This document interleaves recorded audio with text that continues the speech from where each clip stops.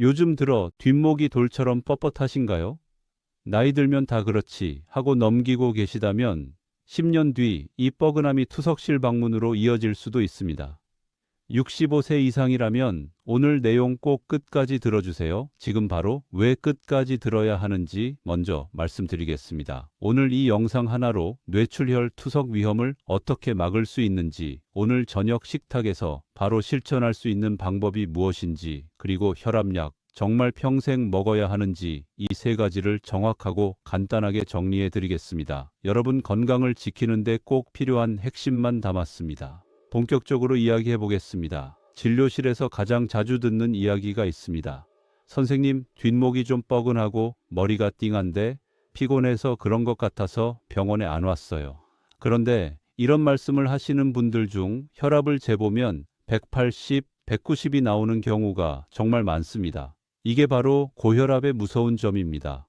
고혈압은 대부분 아프지 않습니다. 가슴이 크게 뛰지도 않고 숨이 막히지도 않죠. 그래서 괜찮다라고 생각하시고 그냥 지내시는 겁니다. 하지만 혈압이 높다는 건 지금 당장은 아무 느낌이 없어도 혈관이 매일 조금씩 상처를 받고 있다는 뜻입니다. 오래된 고무호스를 떠올려 보세요. 겉으로는 멀쩡해 보여도 안쪽은 조금씩 갈라지고 약해지죠. 혈관도 똑같습니다. 혈압 수치의 기준을 아주 간단하게 정리해 드리면요. 120에 80 미만은 정상, 120에서 139는 경계, 140 이상은 고혈압. 그런데 저는 숫자보다 더 중요한 포인트를 말씀드립니다. 병원에서 혈압약을 드셔야겠습니다 라는 말이 나왔다면 이미 혈압이 꽤 높게 유지되고 있었다는 뜻입니다. 이 상태를 오래 두면 혈관은 계속 손상되고 나중에는 뇌, 심장, 콩팥 같은 중요한 장기가 문제가 생기기 시작합니다. 그래서 오늘 제가 드리고 싶은 핵심은 이겁니다.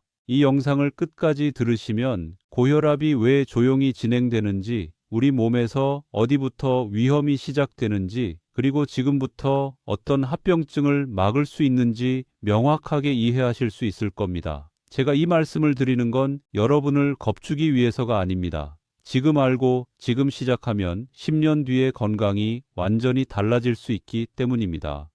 다음 이야기에서는 왜 고혈압을 침묵의 병이라고 부르는지 그 이유를 명확하게 설명드리겠습니다. 계속 함께 해주세요. 혈압이 진짜 위험하다면 가슴이 찢어질 듯 아프다든지 쓰러진다든지 분명 티가 나야 하지 않을까요? 그런데 왜 의사들은 굳이 조용한 병, 침묵의 병이라고 부를까요? 오늘은 이 궁금증을 명확하게 풀어드리겠습니다. 제가 진료실에서 자주 쓰는 비유가 있습니다. 혈압은 혈관 안의 압력입니다. 마치 집 안 배관에 물을 세게 틀어도 밖에서 파이프만 봐서는 잘 모르는 것과 같죠. 겉으로는 멀쩡해 보이지만 안쪽에서는 계속 압력이 가해지고 있는 겁니다. 우리 몸도 마찬가지입니다. 혈관 안에서 피가 세게 흐르고 있어도 우리는 그걸 바로 느끼기 어렵습니다. 왜냐하면 혈관벽은 통증을 느끼는 신경이 많지 않기 때문이죠. 그래서 혈압이 160, 170까지 올라가도 나 괜찮은데 하시는 분들이 정말 많습니다. 그럼 여기서 체크리스트 하나 드릴게요. 혹시 여러분도 이런 증상이 있으신가요? 고혈압 경미한 신호 체크리스트. 뒷목이 자주 뻐근하다. 아침에 일어날 때 머리가 무겁고 띵하다. 특별히 일을 많이 한 것도 아닌데 자꾸 피곤하다. 가끔 귀에서 웅궁거리는 소리가 들린다. 이런 증상들. 사실 고혈압 때문일 수도 있지만 다른 이유 때문일 수도 있습니다. 그래서 대부분 그냥 피곤해서 그러겠지 하고 넘기시죠. 이게 바로 고혈압의 함정입니다. 증상이 애매해서 무시하기 쉽다는 것. 더 큰 문제는 여기서 시작됩니다. 많은 분들이 특별한 증상 없이 5년, 10년을 그냥 지나갑니다. 그러다가 어느 날 갑자기 뇌출혈로 쓰러지거나 심근경색으로 응급실에 실려가거나 투석을 시작해야 한다는 말을 듣게 됩니다. 그제야 내가 혈압을 관리했어야 했구나 후회하시는 거죠. 제가 진료하면서 가장 가슴 아픈 순간이 바로 이럴 때입니다. 선생님, 저는 아무 증상도 없었는데요. 네, 맞습니다. 증상이 없었던 게 맞습니다. 그게 바로 고혈압이에요. 몸이 아프지 않아도 혈관은 매일 상처받고 있었던 겁니다. 그래서 제가 항상 강조하는 게 있습니다. 고혈압은 몸이 말해주는 병이 아니라 숫자가 먼저 말해주는 병입니다. 그 숫자를 확인하는 방법은 딱 하나, 혈압을 재는 것뿐입니다. 혹시 집에 혈압계 있으신가요? 없으시다면 이번 주에 하나 장만하시길 강력히 권해드립니다. 약국이나 마트에서 3에서 5만 원이면 충분히 좋은 제품을 구할 수 있습니다. 그리고 매일 아침 화장실 다녀오신 후에 5분 정도 앉아 계시다가 혈압을 재보세요. 그 작은 습관이 10년 뒤에 여러분을 완전히 바꿀 수 있습니다. 다음 챕터에서는 더 중요한 이야기를 하겠습니다. 이렇게 조용히 올라간 혈압이 우리 몸을 어디부터 무너뜨리는지, 가장 먼저 공격받는 장기가 어디인지 보여드릴게요. 머리일까요? 심장일까요? 아니면 콩팥일까요? 정답이 궁금하시다면 계속 시청해주세요. 그리고 이 영상이 도움되셨다면 좋아요 버튼도 꾹 눌러주시고요. 고혈압을 방치하면 가장 먼저 어느 장기가 망가질까요? 머리일까요? 심장일까요? 아니면 콩팥일까요? 의사들이 특히 무서워하는 곳은 한번 터지면 되돌리기 힘든 곳입니다. 정답부터 말씀드리면 사실 하나만 망가지는 게 아닙니다. 고혈압은 동시다발적으로 여러 장기를 공격합니다. 하지만 그 중에서도 가장 치명적이고 빠르게 문제가 생기는 두 곳이 있습니다. 바로 뇌와 심장입니다. 먼저 뇌 이야기부터 해볼까요? 우리 뇌에는 아주 가늘고 섬세한 혈관들이 거미줄처럼 연결되어 있습니다. 이 혈관들은 굵기가 머리카락보다도 얇습니다. 그런데 여기에 계속 높은 압력이 가해지면 어떻게 될까요? 혈관벽이 점점 약해지고 결국 터집니다. 실제 사례를 하나 말씀드릴게요. 70대 할머니 한 분이 계셨습니다. 평소 혈압이 높다는 걸 아셨지만 나는 괜찮아 하시며 약을 안 드셨죠. 그러다가 어느 날 아침 갑자기 말이 어눌해지고 오른팔에 힘이 안 들어가셨습니다. 뇌출혈이었습니다.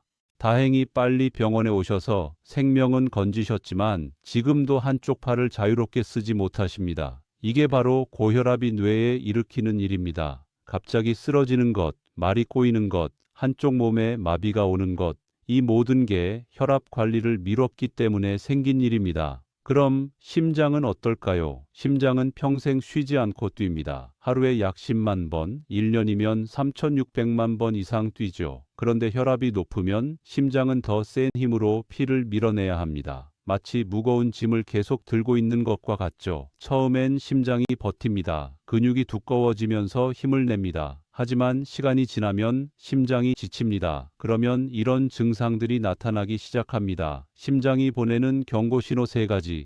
계단 몇 개만 올라가도 숨이 찬다. 밤에 누우면 답답해서 베개를 높이 베게 된다. 발목이 자주 붓고 저녁이 되면 신발이 꽉 낀다. 65세 이상 어르신들께 여쭤보면 이런 말씀 많이 하십니다.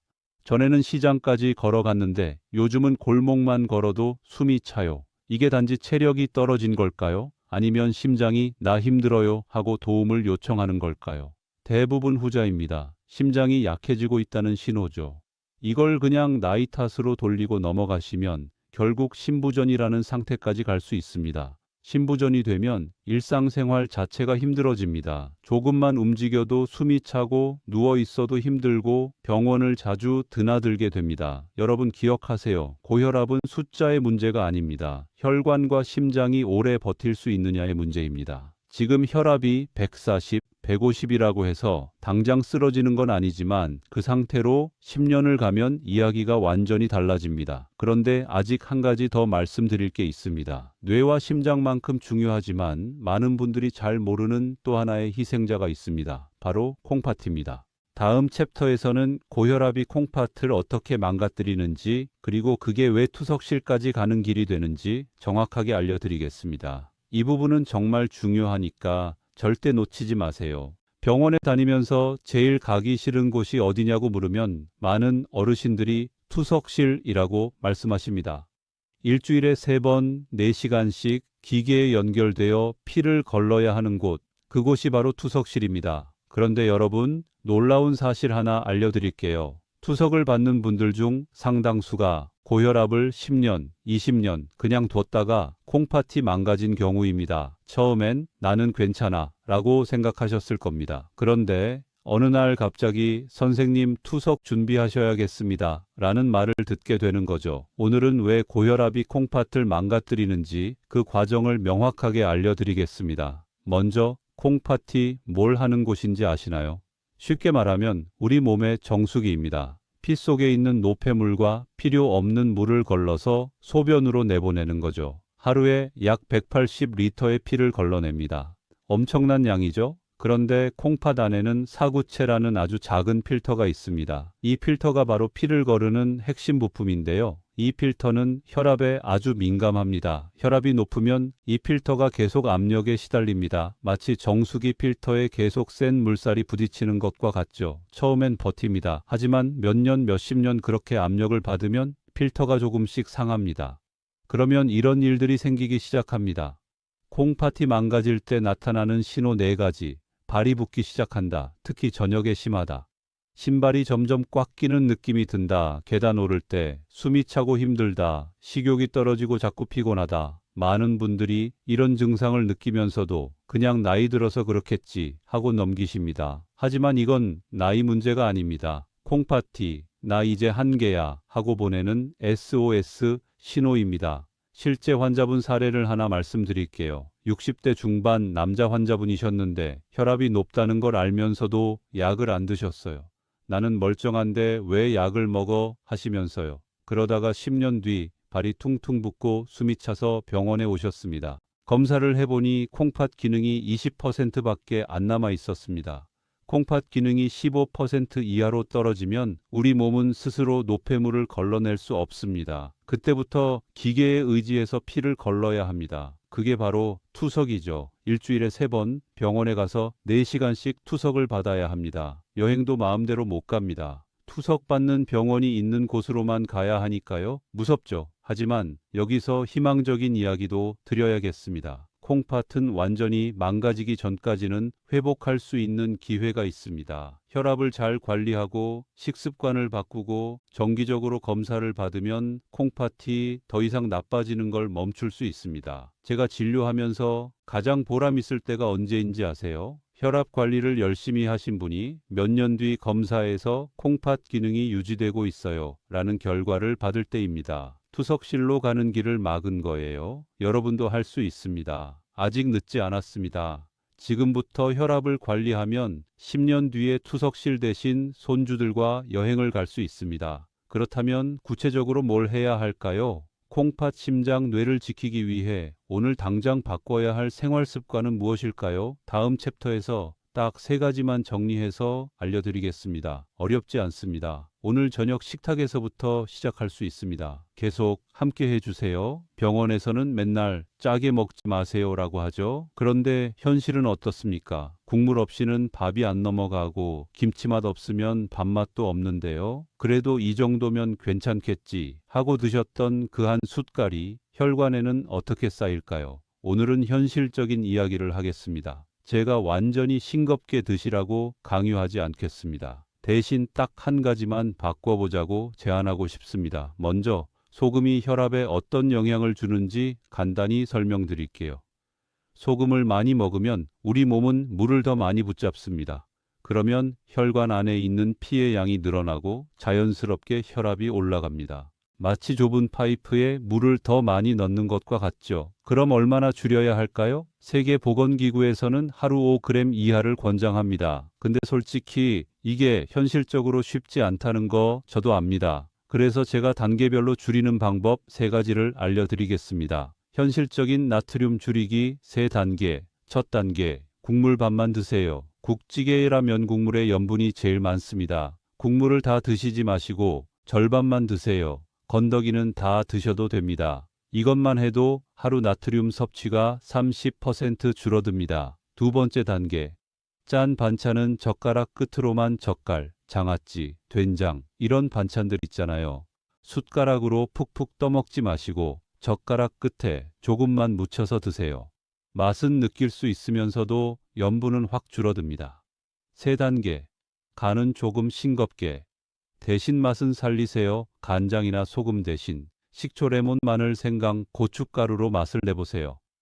깻잎이나 쪽파 같은 향신채를 듬뿍 넣으면 싱거운 느낌이 훨씬 덜합니다. 특히 65세 이상 어르신들께 당부드리고 싶은 게 있습니다. 혼자서 싱겁게 먹으려고 하면 실패합니다. 남편, 아내가 같이 해줘야 성공합니다. 한 분만 싱겁게 먹으려고 하면 당신만 따로 해주기 힘들어 하면서 결국 같이 짜게 먹게 되거든요. 그래서 제가 부부 환자분들께 이렇게 말씀드립니다. 이건 혼자 하는 게 아니라 같이 건강해지는 겁니다. 두 분 다 혈관이 좋아지는 거예요. 그럼 식습관 말고 다른 건 뭘 해야 할까요? 제가 혈압관리 핵심 생활습관 3가지를 정리해 드리겠습니다. 혈압관리 생활습관 3가지. 1. 매일 같은 시간에 혈압재기. 아침에 일어나서 화장실 다녀온 뒤 5분 정도 앉아 계시다가 혈압을 재세요. 그리고 수첩에 적으세요. 이게 쌓이면 병원 갔을 때 의사가 정확한 판단을 할 수 있습니다. 일주일에 5일 30분 빠르게 걷기. 헬스장 갈 필요 없습니다. 집 근처 마트, 공원 어디든 좋습니다. 옆 사람이랑 대화할 수 있을 정도 속도로 30분만 걸으세요. 이것만 해도 혈압이 왜서 10까지 떨어집니다. 담배는 끊고 술은 의사와 상의해서 줄이기. 담배는 혈관을 직접 손상시킵니다. 끊으세요. 술은 조금은 괜찮다는 말 많이 들으셨죠? 하지만 고혈압이 있으시면 담당 의사와 상의해서 본인에게 맞는 양을 정하세요. 여러분, 이 3가지가 어렵게 느껴지시나요? 처음엔 다 어렵습니다. 하지만 지금부터의 1년이 앞으로 10년의 혈관 나이를 바꿉니다. 오늘 저녁 식탁에서 국물 절반만 남겨보세요. 그게 시작입니다. 마지막 챕터에서는 많은 분들이 가장 궁금해 하시는 이야기를 하겠습니다. 혈압약, 한 번 시작하면 평생 먹어야 하나요? 약을 깜빡 잊었을 때는 어떻게 하나요? 이 2가지 질문에 명확한 답을 드리겠습니다. 끝까지 함께 해주세요. 혈압약은 시작하면 평생 못 끊는다. 이런 말 주변에서 많이 들어보셨죠? 그래서 약을 권유받고도 몇 년씩 미루는 분들이 계십니다. 과연 사실일까요? 오늘은 이 오해를 정확하게 풀어드리겠습니다. 그리고 약을 먹다가 깜빡 잊었을 때 어떻게 해야 하는지도 알려드릴게요. 먼저 왜 많은 분들이 혈압약을 무서워하시는지 이해합니다. 평생 먹는 약이라는 말 자체가 부담스럽죠. 게다가 한 번 시작하면 의존성이 생긴다는 소문도 들으셨을 겁니다. 부작용 걱정도 하시고요. 하지만 여기서 관점을 바꿔보겠습니다. 혈압약의 목적은 혈압 숫자를 예쁘게 만드는 게 아닙니다. 진짜 목적은 뇌출혈, 심근경색, 신부전을 막는 것입니다. 약은 도구일 뿐이고 진짜 목표는 여러분이 건강하게 오래 사는 거예요. 그럼 정말 평생 먹어야 할까요? 현실적인 답을 드리겠습니다. 혈압약, 이렇게 달라질 수 있습니다. 경우 1. 약을 줄이거나 끊을 수 있는 경우 체중을 10kg 이상 감량하고 꾸준히 운동하고 짜게 먹지 않으면서 혈압이 안정적으로 유지되는 분들이 있습니다. 이런 경우 의사와 상의해서 약을 서서히 줄이거나 용량을 낮추거나 심지어 끊을 수도 있습니다. 경우 2. 약을 계속 유지해야 하는 경우 나이가 들수록 혈관은 자연스럽게 딱딱해집니다. 이런 분들은 생활 습관을 아무리 잘 지켜도 약 없이는 혈압이 잘 안 떨어집니다. 이때는 약을 계속 드셔야 장기를 지킬 수 있습니다. 중요한 건 이겁니다. 약을 줄일지 유지할지는 본인 마음대로 결정하는 게 아니라 혈압 기록 검사 결과 담당 의사와의 상의로 결정된다는 것이죠. 그럼 많은 분들이 궁금해하시는 질문 하나 더 답해 드릴게요. 약을 깜빡 잊고 안 먹었는데 어떡하죠? 혈압약을 깜빡했을 때 당황하지 마세요. 하루 거른다고 해서 바로 큰일이 나는 건 아닙니다. 하지만 마음 졸이기보다는 반드시 주치의와 상의해서 본인 상황에 맞는 복용법을 다시 확인하셔야 합니다. 약의 종류마다 사람마다 대처법이 다르기 때문입니다. 여기서 제가 꼭 당부드리고 싶은 말이 있습니다. 혈압약은 적이 아니라 여러분의 동료입니다. 뇌, 심장, 콩팥을 함께 지켜주는 파트너예요. 약을 먹는다는 게 약해지는 게 아니라 오히려 더 건강하게 오래 살기 위한 현명한 선택입니다. 마지막으로 정리하겠습니다. 고혈압은 숫자가 아니라 앞으로의 10년을 어떻게 살고 싶은가의 문제입니다. 지금 혈압을 관리하면 10년 뒤에도 손주들이랑 여행 다니고 친구들이랑 등산 가고 좋아하는 일을 계속 할 수 있습니다. 오늘 영상이 겁주는 이야기가 아니라 지금부터 지킬 수 있는 방법으로 남았으면 좋겠습니다. 오늘 당장 실천할 수 있는 것 3가지. 오늘 저녁 국물 절반만 드세요. 내일 아침 혈압을 재고 수첩에 적으세요. 이번 주 30분 산책을 3번 해보세요. 이 작은 실천이 10년 뒤에 여러분을 완전히 바꿀 수 있습니다. 필요하다고 느끼셨다면 구독과 좋아요 버튼 꼭 눌러주시고 주변 어르신들께도 이 영상 공유해 주세요. 궁금한 점은 댓글에 남겨주세요. 제가 하나씩 정리해서 답변 드리고 다음 영상 주제로도 만들어 드리겠습니다. 여러분의 건강한 10년을 응원합니다. 오늘도 시청해 주셔서 감사합니다.